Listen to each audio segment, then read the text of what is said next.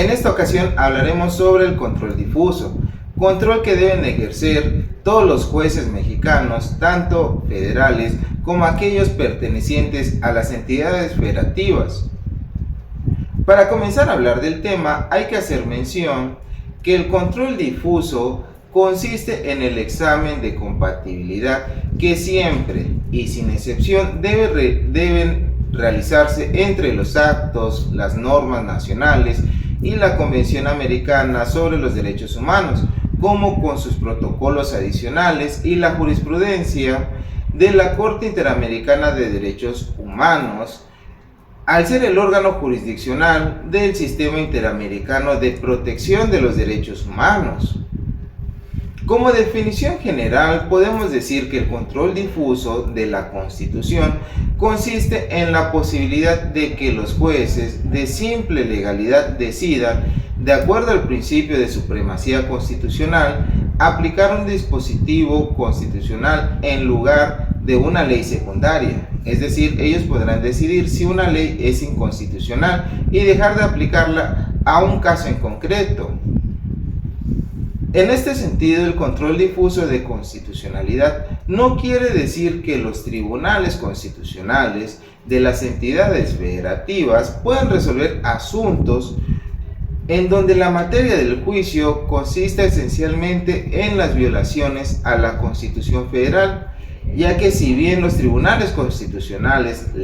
locales están facultados para aplicar este control, solo se refiere sobre aquellos asuntos que sean de su competencia y en última instancia pueden aplicar normas que consideren inconstitucionales en ese caso en concreto.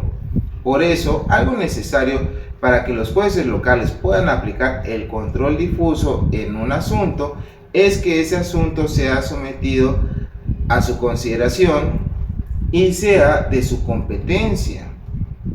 Para explicarlo de manera más clara, el control difuso de constitucionalidad no se traduce en la posibilidad de que los tribunales locales, incluso los supremos de cada entidad federativa, puedan conocer de asuntos donde la litis verse sobre violaciones a la Constitución política de los Estados Unidos mexicanos, aun cuando se hagan valer a través de un juicio de protección de derechos fundamentales, pues el presupuesto básico para su ejercicio no se actualiza, ya que los tribunales constitucionales locales no son competentes para conocer estos asuntos cuya litis versa sobre las violaciones a la Constitución mexicana, ya que solo pueden ser materia del juicio de amparo este tipo de litis. El control difuso consiste en el poder otorgado a todos los jueces con independencia de su jerarquía para dejar de aplicar las leyes cuando las consideren inconstitucionales. Teniendo en cuenta los antecedentes, se puede decir que el control difuso faculta a todos los jueces a declarar la inconstitucionalidad de las leyes, ya que si la Constitución es la ley suprema del país y se le reconoce el principio de supremacía constitucional, se impone a cualquier otra ley que quiera contradecirla. Las características principales del control difuso son las siguientes. La primera característica del control difuso se encuentra, como mencionamos, en que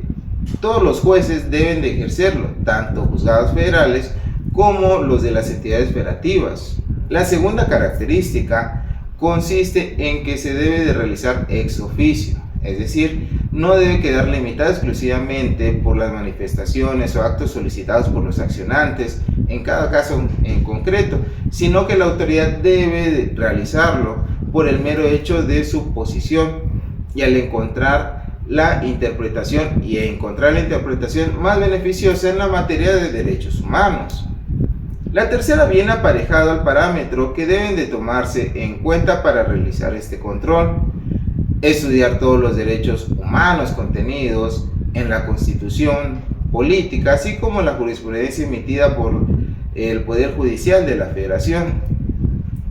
También todos los derechos humanos contenidos en los tratados internacionales en los que el Estado mexicano sea parte.